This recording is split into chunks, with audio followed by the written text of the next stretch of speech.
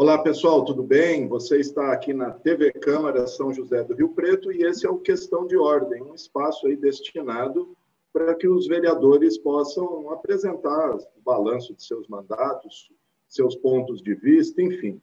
E quem está aqui com a gente hoje é o vereador Dr. Renato Pupo, do PSDB. O doutor participa aqui com a gente, falar um pouquinho da situação enfrentada pelo município, né, no que diz respeito aí à pandemia de Covid-19 e também o decreto de lockdown, as restrições de mobilidade e tudo mais. Hoje, a gente está gravando esse programa hoje, quinta-feira, 25 de março. A Prefeitura acabou de atualizar os dados, até o momento temos 1.369 mortes, foram 4 mortes nas últimas 24 horas. Bom, doutor Renato, obrigado por participar aqui com a gente. Os senhores tiveram uma reunião com o prefeito, com os secretários no último dia, aí, na última quarta-feira, justamente para entender o que está acontecendo, ter um balanço da administração. Queria que o senhor falasse, está satisfeito, doutor? Convenceu os senhores as explicações? Qual a avaliação de tudo isso que o senhor faz? Obrigado mais uma vez. Oi, Gama, vamos lá. Em primeiro lugar, eu é que agradeço. Sempre bom falar com você, falar com os nossos telespectadores. Quem acompanha meu trabalho já há 9 anos, sabe da minha transparência. Então, eu acho muito importante esse nosso canal de comunicação. É importante que todo mundo saiba, acompanhe tudo que está acontecendo na Câmara Municipal. Nós tivemos, sim, essa reunião, uma reunião que foi pedida por nós, vereadores. Começou essa ideia na Frente Parlamentar de Combate à Covid, que é uma frente muito importante, idealizada pelo presidente Pedro Roberto, e que foi montada justamente para combater, ou melhor, para ajudar no combate à Covid. Essa frente tem 4 eixos, tem um que é voltado para a área econômica, tem um que é voltado para a área de saúde, tem um que é voltado para a área de transporte, que é coordenado por mim, e tem outro que é voltado para a área de educação. A minha, por exemplo, a gente fez aí algumas ações, inclusive com visita no terminal, e a partir daí o executivo se mexeu e adotou umas providências para minimizar a situação caótica em que se encontrava o transporte coletivo. Então, acho que essa frente é muito importante. E foi na frente que nasceu a ideia da reunião. A partir daí, o executivo tomou a frente.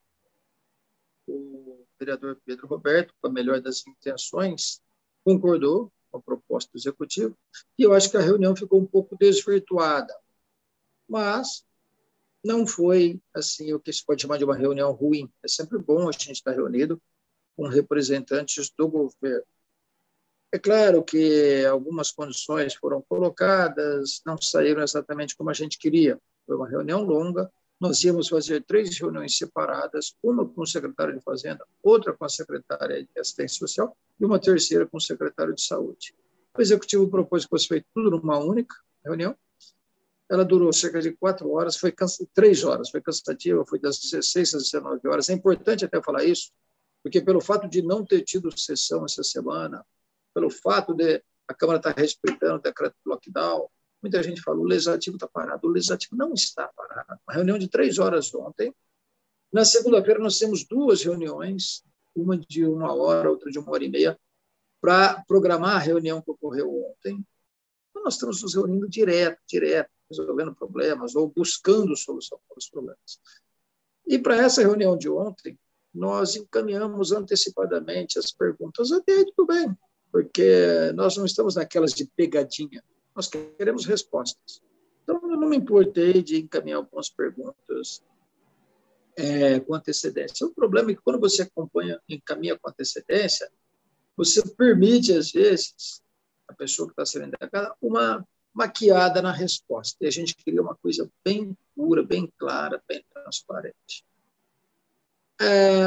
Algumas respostas muito complexas, eu acho que isso vai ter que ser reiterado por escrito, porque quando se fala em números principalmente, você sabe que quem sabe jogar com número, ele te convence do que ele quiser. Então, algumas respostas muito complexas, outras perguntas ficaram sem resposta, e uma pergunta que foi feita, porque não se usa o Hospital João Paulo Aí eu não me lembro qual vereador falou assim, o Edinho, o prefeito Edinho já solicitou isso ao secretário Marco Pignoli, de fato. E eu já entrei em contato com o secretário Pignoli. Queria dar a resposta para vocês em primeira mão, mas não vai ser possível, porque ele falou que está levantando junto à Secretaria de Saúde e vai me dar retorno depois para dizer em que pé está essa solicitação, para saber se o governo vai ou não poder atender essa solicitação de liberar o Hospital João Paulo para que seja usado na totalidade no combate à Covid. Outras coisas que eu acho que ficaram sem respostas, por exemplo, nós tivemos uma reunião com o doutor Aldenes na Secretaria de Saúde, e, na ocasião, ele foi indagado por que os postinhos só estão vacinando até as 14 horas. Ele deu uma resposta bastante convincente, porque das 14 às 18, nossa equipe está indo a campo, vacinar em domicílio aquelas pessoas acamadas, que é justo, justíssimo. Muito bem, eu fui procurado por um munícipe que tem uma filha acamada, tem uma síndrome, acho que é síndrome de West, ele até me mandou foto da filha deitada, e ela já é cadastrada na Secretaria Municipal de Saúde, tanto é que na vacina da H1N1 ela recebe a visita em casa, a vacina em casa, e dessa vez ninguém foi até ela ainda. E ele queria saber o que vai ser feito com essa pessoa. Eu perguntei ontem na reunião, a representante da Secretaria de Saúde não foi convincente na resposta. Coloquei que as pessoas acamadas já foram vacinadas, tá, mas ela não foi, ela é cadastrada, e agora ela deveria aguardar. Até quando? Mesma coisa, o médico, os médicos, os profissionais da saúde já foram vacinados, a gente sabe disso. Eu fui procurado por um médico, cardiologista do IMC. Na época ele estava com a Covid, então ele não poderia ser vacinado. Tem que esperar se recuperar para vacinar. E aí já tinha acabado a vacina dos profissionais da saúde. Abriram um prazo para cadastramento, que se encerrou dia 22. Eu perguntei, ele está cadastrado, tem previsão? E a impressão que eu tive é que ela nem sabia que foi aberto esse prazo, que se encerrou dia 22, ela deu uma resposta, parecia que ela não tinha conhecimento, né? Porque tem previsão para aqueles que se cadastraram até 22. Então, eu acho assim, foi uma reunião que não foi tão esclarecedora quanto seria se a gente tivesse reuniões assim, específicas, uma só com o pessoal da saúde, outra só com o pessoal da temática, né? Exato, uma coisa bem prática, e a de ontem foi mais burocrática. Questão financeira, doutor, foi apresentado ali uma planilha onde, porque está havendo muito questionamento, recebeu milhões do governo federal, não abriu o hospital de campanha, o que foi feito com esse dinheiro? Aí até divulgaram ali uma planilha, elencando alguns gastos. Essa questão, como é que ficou, doutor? Aquilo que eu te falei, jogo de números. Eu confio muito no pessoal da saúde, confio muito no doutor Aldenes. A reunião não era para deixar ninguém na saia justa, mas era para a gente ter resposta. E com aquela complexidade de ontem, aquilo não me permite responder a um munícipe que está tudo certo ou que não está tudo certo. Falaram, foi gasto dinheiro até com custeio, com contagem de leite, mas não dá para saber, né? Perguntamos, acho que foi o vereador João Paulo que perguntou sobre aqueles 53 milhões do ano passado que não foram usados. Ali o Ederval, até nesse caso, foi mais convincente, falou, não é que não foram usados. Começou a ser usado, mas precisava de autorização para continuar esse ano. Agora, assim, sendo prático, eu perguntei ao secretário Martinho, por exemplo, quem nos acompanha sabe, nós aprovamos 2 projetos de autoria do vereador Anderson Branco, que são projetos sabidamente ilegais, mas nós aprovamos, usando aquilo como uma forma de provocar uma reflexão no Poder Executivo. Aqueles projetos que isentam, renúncia de receita, tem que partir do Executivo, ou quando parte do Legislativo, tem que ter a previsão da compensação. Você vai abrir mão de receita de um lugar, tem que haver compensação. E o dele não trazia nada disso. Mas, eu repito, nós aprovamos tentando provocar uma reflexão no Executivo. Uma renúncia de receita em relação aos profissionais, industriais, comerciantes, prestadores de serviços, que ficaram sem poder trabalhar. E o Martinho falou que a prefeitura está sensível a isso. Uma resposta, na minha opinião, muito genérica.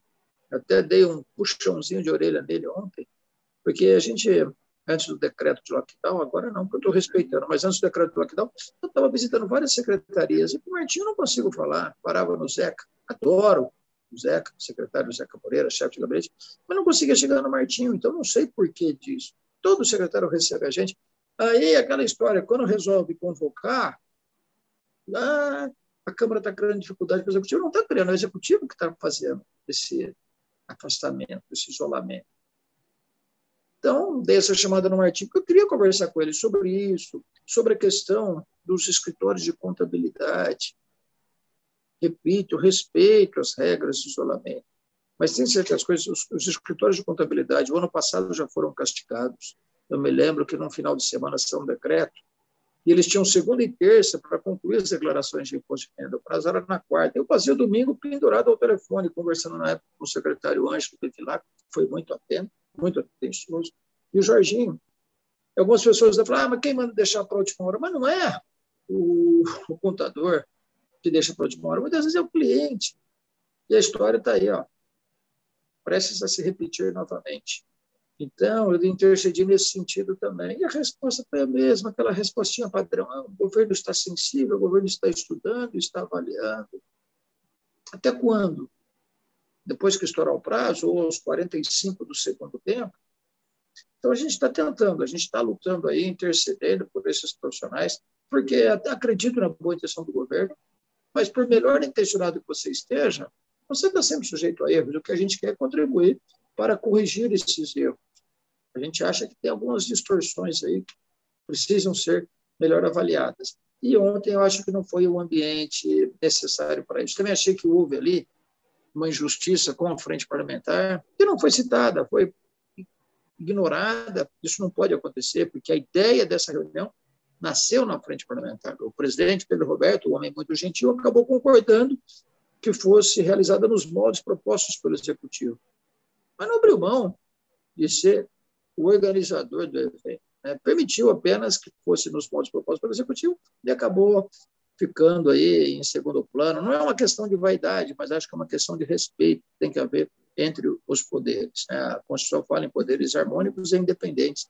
Então, para que haja essa harmonia, tem que haver respeito. Por isso, eu achei que serviu para alguma coisa, mas não foi suficiente. Nós vamos ter que provocar outra. Eu falei para o Pedro, vamos ter que provocar outra reunião, organizada e conduzida pela Câmara Municipal. O próprio fato de ser virtual já não permite aquele olho no olho ali, aquela conversa, né?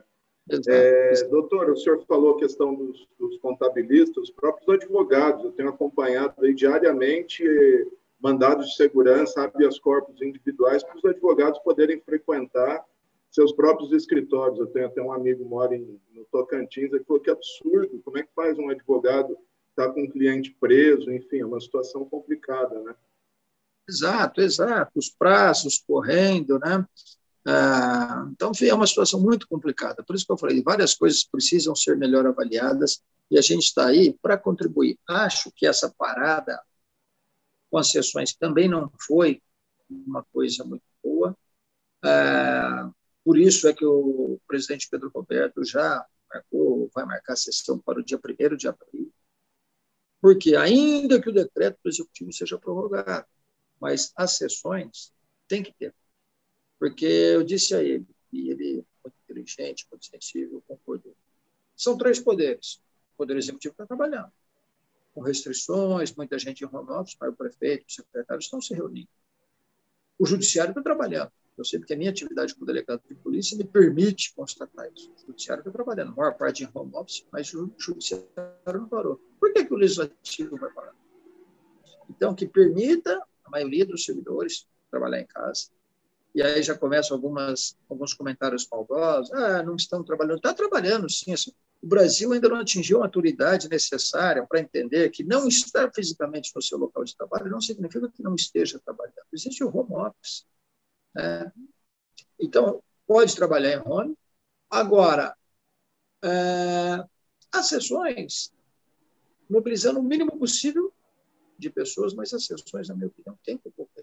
Porque é na sessão que o vereador vai à tribuna e fala, nós, vereadores, somos representantes populares, nós somos a voz da população.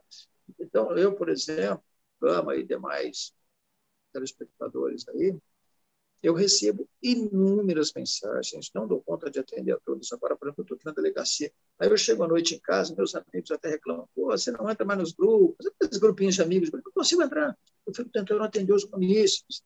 são reclamações, são reivindicações. Então, eu estou desde ontem para ouvir um áudio que uma pessoa me mandou de 14 minutos. Isso eu não consegui ouvir ainda, porque quando é coisa curta, você faz entre uma coisa e outra.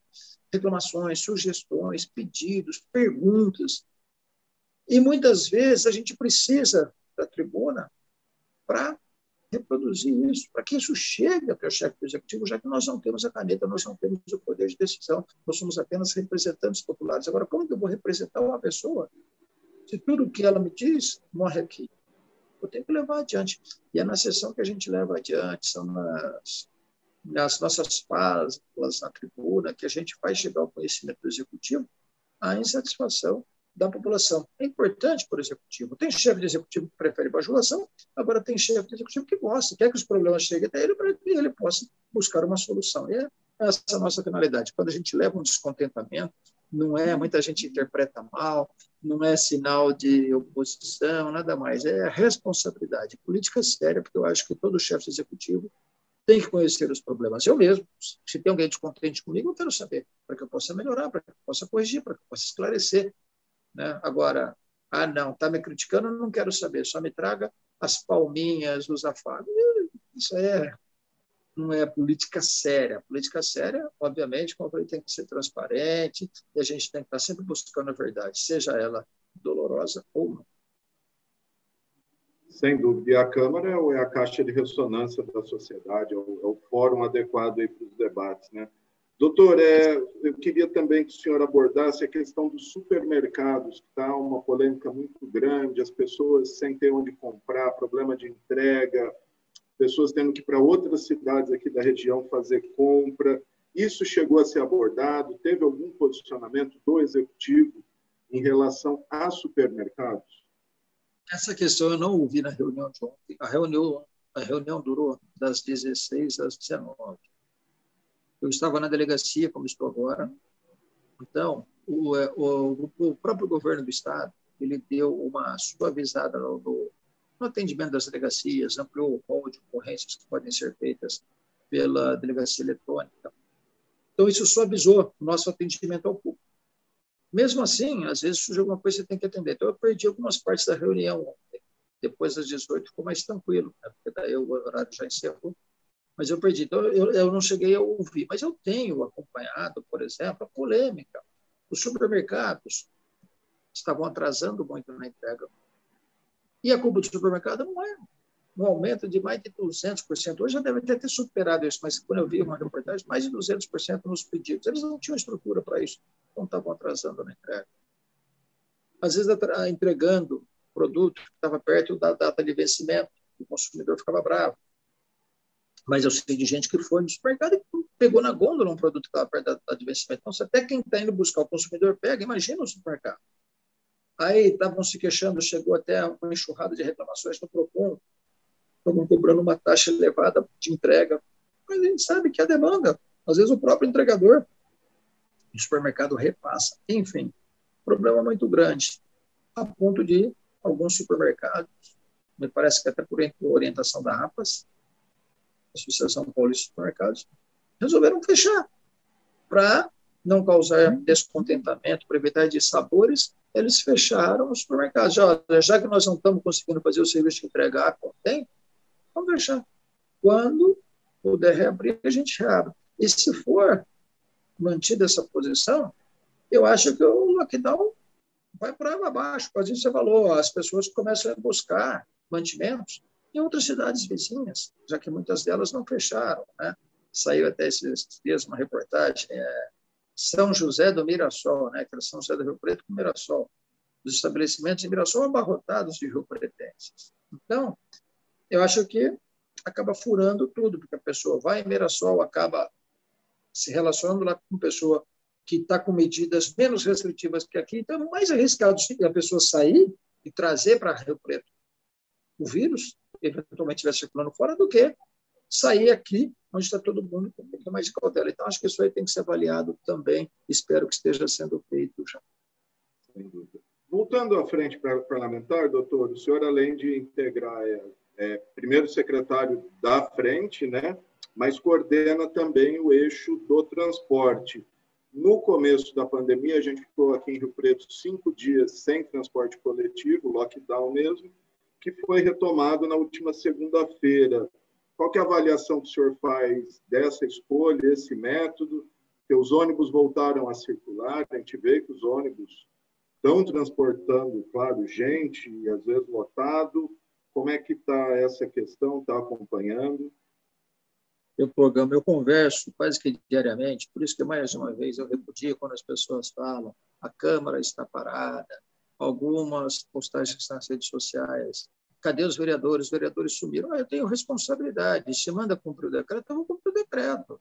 Não é porque eu sou vereador que eu tenho privilégio. Sumir significa não estou circulando pelas ruas. Saio de casa para a delegacia, porque isso eu tenho que fazer, meu serviço é considerado serviço essencial, e da delegacia para casa. Não vou estar circulando nas ruas. Agora, pelas ferramentas de trabalho que eu tenho, e-mail, WhatsApp, eu tenho contato direto com a população, com as pessoas que me procuram. E aqueles que são usuários do transporte coletivo têm passado a mim que, pelo menos desse recomeço, a coisa está tranquila. Mas a gente fica com medo, porque nesses dias que eu tenho vindo de casa para a delegacia, cada dia eu estou vendo mais veículos na rua, então daqui a pouco volta tudo ao normal. Então a gente está estudando algumas coisas aí, vou dar em primeira mão uma indicação que eu estou fazendo. Já pedi para a minha assessoria rascunhar para eu corrigir o protocolo, quem sabe ainda hoje, acho que dá tempo. Em Curitiba, o que a prefeitura adotou? A pessoa vai e faz um exame, ela está com suspeita de Covid. A Secretaria de Saúde comunica às empresas de transporte e elas bloqueiam por 7 dias o cartão de transporte daquela pessoa, para evitar que alguém com suspeita fique circulando. É o chamado remédio amargo, mas é necessário. Então, a gente está estudando alguma coisa nesse sentido também. Mas, por enquanto, pelo que eu tenho conversado com os usuários do transporte coletivo, a situação está sob controle. Pelo menos é o que tem chegado para mim. Perfeito, gente. Estou conversando com o vereador Renato Cuca, a gente está fazendo um balanço aqui da atuação da Câmara e também dos vereadores na questão da Covid-19. Como eu já falei, o senhor é delegado, todo mundo sabe, mas é também professor de Direito, né, doutor? Muito se falou da legalidade, da constitucionalidade desse decreto tão duro de lockdown, inclusive, como a gente já disse, fechando supermercados e postos de combustível, né, restringindo o abastecimento. Queria uma avaliação, o senhor chegou a avaliar isso? Qual é a opinião do senhor? Você está me questionando quanto ao mérito ou quanto à legalidade? Legalidade, constitucionalidade, que é o que... Constitucionalidade, a gente ouve. Eu não sou um constitucionalista, eu sou um penalista, mas é claro que todo mundo que trabalha com direito tem que ter uma noção de direito constitucional. Falou-se muito no estado de sítio, que só o presidente tem competência para decretar, mas eu acho que isso que foi feito no Rio Preto não é um estado de sítio. Por isso, o prefeito não invadiu a competência do chefe do Executivo Federal. Falou-se na violação do direito de ir e vir, até teve um advogado do Pretense que impetrou um habeas corpus, mas ele endereçou erroneamente ao juiz de primeira instância e isso acabou sendo remetido para o Tribunal de Justiça. Mas a gente tem visto dentro do próprio judiciário algumas posições conflitantes. Alguns acham que houve uma exacerbação do prefeito, outros acham que não. E, se não me engano, foi o Luiz Fux, presidente do Supremo, que se manifestou recentemente que não tem ilegalidade nenhuma, né? Então, seria, acho que talvez, muita audácia de minha parte querer questionar, sendo que o próprio Supremo já falou que não existe ilegalidade. Sim. O próprio Supremo já disse que os municípios têm essa prerrogativa corrente. Desculpa, Gama, só para completar, eu não vi a decisão do Fux, tá? Mas o direito de viver é um direito fundamental assegurado a todo brasileiro em tempos de paz. Muito bem. O que existe no direito constitucional, quando você estuda os direitos fundamentais, é o chamado princípio da relativização dos direitos fundamentais. Ou seja, os direitos são relativos. O único direito absoluto é o direito ao pensamento. Todos os demais são relativos. Por exemplo, e o direito da gente se manifestar? Não é um direito fundamental? É. Mas, da mesma forma que a gente tem o direito, né, à livre manifestação, os outros têm direito à imagem, à honra. Quando eu me manifesto e atinjo a honra ali, a imagem ali, eu vou responder por isso. Então, isso mostra que nem mesmo o meu direito à manifestação é ilimitado. É o chamado também princípio da convivência harmônica dos direitos fundamentais. O próprio direito de ir e vir, a maior prova de que ele é um direito limitado, é o direito que a gente tem também no artigo 5º, no inciso 11, o direito à privacidade domiciliar. Então, você tem o direito de ir e vir, mas nem por isso você vai poder entrar na minha casa sem a minha anuência, porque vai chocar com o meu direito de privacidade domiciliar. Por isso que tem aquela frase comum, falou, o direito termina onde começa o meu, é da porta para fora, da porta para dentro é o meu. Então, esses direitos são relativos. Por que eu fiz essa explicação? Para chegar na resposta da pergunta que você me fez. Então, quando o direito de ir e vir, que é um direito fundamental, porém, não é absoluto, não é ilimitado, se choca com o direito à saúde, que também é um direito fundamental, os gestores e a justiça precisam buscar um jeito de harmonizar esses dois direitos. Garantir o direito de ir e vir, porém, sem permitir que isso se sobreponha ao direito à saúde. Eu acho que foi baseado nisso que o Fux manteve aí a legalidade do decreto municipal. Sem dúvida. Doutor, voltando a uma fala que o senhor disse aí no começo da nossa conversa, a respeito da solicitação do Hospital João Paulo II, ali, onde funciona o AME, para pacientes Covid. Chegou-se a se falar nessa reunião, ou em algum momento, questão de hospital de campanha? Porque a gente sabe que os leitos em Rio Preto estão aí praticamente no limite, né? O que foi falado? Qual a opinião do senhor? Falou-se muito. Como falei, eu não acompanhei na íntegra, mas eu peguei uma discussão a respeito do Hospital Nossa Senhora da Paz. E a resposta, acho que foi do Ederval, representando a Secretaria da Saúde, e o Hospital Nossa Senhora da Paz foi aventado no início da pandemia, 1 ano atrás. Eu me lembro que, na época, acho que foi o Cacau que falou, as instalações hidráulicas e elétricas ali estão muito deterioradas. Então, o que você tem ali não dá mais para chamar de hospital, é um prédio, um barracão, talvez. Então, você teria que fazer ali muitas adaptações que talvez ficam mais onerosas do que você construir. Né? Tanto é que ele foi a leilão e parece que até hoje está aí sem arremate. Falou-se também, e eu fui, não tenho vergonha de falar, eu fui uma das pessoas que encaminhou a pergunta, porque eu recebi, como eu falei, a gente está atendendo munícipes todos os dias, e a gente encaminha. Algum munícipe fez uma pergunta sobre o Hospital da Região Norte. E eu reencaminhei essa sugestão. Achei até, depois eu vou falar isso para ele, o Ederval não combina com ele, é um homem extremamente educado, mas eu senti ali um ar de soberba, de ironia, que não combina com ele. Dizendo, mas aquilo ali foi concedido para iniciativa privada construir. E todo mundo sabe, o vereador que está perguntando sabe que você não pode pôr dinheiro público em obra privada. É lógico que eu não estava querendo que o dinheiro público fosse colocado numa obra privada, mas estava apenas repassando uma sugestão do município, pensando numa repactuação contratual, porque existe isso no direito administrativo. Tem um contrato, a obra não é privada, o hospital é do município, o que foi uma troca diária, eu me lembro, o vereador, eu votei isso, uma troca, um particular deu para o município uma área, não, o município deu para o particular uma área, e como forma de pagamento, o particular ia investir na obra. Pode ser feita uma repactuação. Vamos supor, se o governo federal concorda em mandar recursos para acelerar a conclusão daquele hospital para usar no COVID, no combate à Covid, o particular que estava pondo dinheiro na obra, ele passa a pôr o dinheiro no caixa do município, o que vier do governo federal. Vai para a obra para concluir logo essa obra. Foi isso que eu sugeri. Eu não sei se ele não entendeu ou se ele, como eu falei, de uma forma deselegante, quis desdenhar da sugestão que a gente estava levando. Mas eu acho que não é uma má ideia.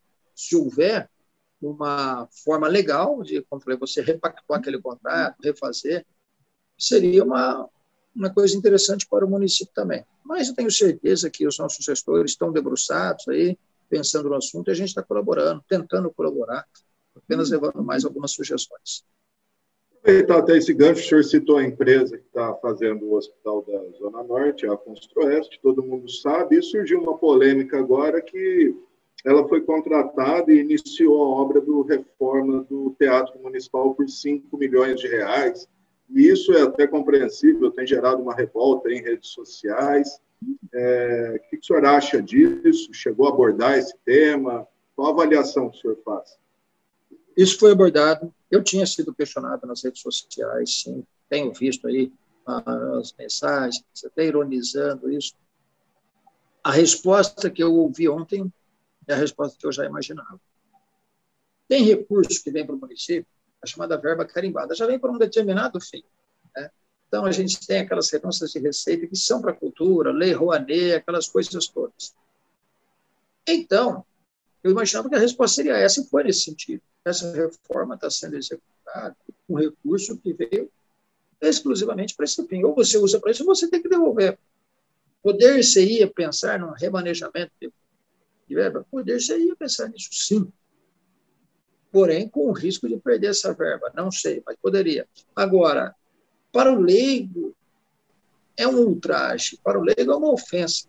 Está voltando dinheiro para isso, você vai gastar com outra coisa. Então, eu acho que o gestor ele tem que ter essa habilidade. Sabe aquela história, meu pai me falava da mulher de César, né? Não basta ser honesto, tem que parecer honesto.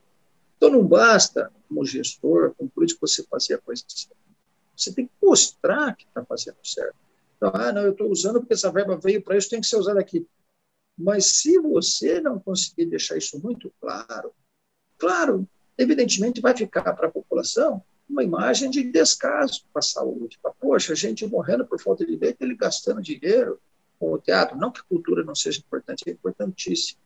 Mas, no momento em que muitos estão morrendo, muitos estão quebrando, porque não estão podendo abrir seu negócio para preservar as vidas. E 5 milhões sendo gastos na reforma de um teatro, realmente, para o leigo, para a população, fica uma situação difícil de compreender. Muito bom. Doutor, na última coletiva do Estado, né, o Comitê de Contingenciamento lá do governo estadual chegou a falar na possibilidade de um lockdown estadual a partir da próxima semana. O senhor está sabendo de alguma coisa? Pode adiantar alguma coisa para a gente, dada aí sua proximidade com o secretário Vignoli? Enfim, o que o senhor pensa disso? Acha que tempos duros ainda virão para nós aqui em Rio Preto? Gama, sinceramente, não é jogo de cena, mas eu não estou sabendo de nada mesmo. Tá? A gente tem sim, um relacionamento estreito com o secretário Vignoli, que é uma pessoa muito atenciosa, tem um carinho especial por Rio Preto, na medida do possível, tem atendido nossos pleitos. Eu, por uma questão de respeito a essa situação, eu dei uma diminuída na forma de acioná-lo. Eu sei que ele está em reunião, atrás de reunião, até tarde da noite. Só tenho provocado o secretário para levar alguma demanda de Rio Preto. E, como eu disse, eu vinha me mantendo silente. Depois da reunião de ontem, eu troquei mensagem com ele sobre essa questão do Hospital João Paulo, para poder dar uma resposta. E ele falou que está levantando a situação junto à Secretaria de Saúde, até falei desse nosso bate-papo, né? Mas era pouco tempo. Ele está levantando a situação junto à Secretaria de Saúde para me dar um retorno, para a gente poder dar uma resposta. Fora isso, eu não tenho nem questionado nada mais com ele, porque seria curiosidade, e aquilo que o Estado não tornou público, eu não me sentiria à vontade para abrir. E como eu não quero ficar guardando nada comigo, eu prefiro não saber também. Então, eu, sinceramente, não sei de nada, não é jogo de cena. Tá certo, doutor Renato, acho que deu para a gente abordar tudo isso. Se o senhor quiser fazer mais alguma consideração, algum tema que talvez tenha fugido aqui, fica à vontade, o espaço aí é totalmente do senhor. Então, obrigado, Gama. Eu só queria agradecer, tranquilizar a população. Quem sou eu, né? Mas, assim, dizer que está todo mundo sensibilizado com a situação. Nossa situação, nós políticos, não é uma situação cômoda. Desses dias, um amigo chegou para mim: você está bem? Eu tenho, graças a Deus, estou bem. Você está com uma cara de abatido. Eu falei: claro que eu estou abatido. Todo mundo está abatido. A gente é nessa situação, mesmo quem não foi afetado diretamente, indiretamente todos foram. A gente fica abatido. E nós, políticos, mais ainda. Por quê? Porque o mundo está dividido. Então, eu sou procurado por eleitores, falam, como teu eleitor, eu acho que você tem que lutar para que sejam adotadas medidas ainda mais rígidas em nome da ciência, em nome da saúde. E aí chega outro e fala, como teu eleitor, eu quero ver você lutando pela flexibilização, porque onde já se viu, nós vamos quebrar. E você fica numa situação e a gente procura, né, buscar um meio termo. Eu acho que esse é o nosso papel, com muita serenidade, com muito equilíbrio, sempre no tecnicamente. Então, eu queria dizer para as pessoas que nós estamos trabalhando sim, estamos ouvindo todo mundo, estamos trabalhando, respeitando o lockdown, mas hoje nós temos várias ferramentas que nos permitem. O exemplo está aí, nós ficamos 3 horas em reunião, 2 dias antes, 2 reuniões, uma de 1 hora e pouco, outra de 1 hora e meia. Então, nós estamos trabalhando e vamos continuar trabalhando. Quem quiser aí contribuir, mande mensagem por e-mail para Renato Cupo, vereador, riopreto.sp.leg.br, que a gente vai atendendo na medida do possível. É isso aí, Gabriel. Muito obrigado, prazer falar com vocês. Tá certo, doutor Renato, muito obrigado pela sua entrevista, essa prestação de contas, essa explicação aí à população, e vamos torcer por dias melhores aí, sigamos na luta. Obrigado, viu, doutor? Eu que agradeço. Um abraço. Obrigado a você que nos acompanhou mais esse Questão de Ordem, e fique sempre com a gente, a qualquer momento, mais informações para você. Grande abraço.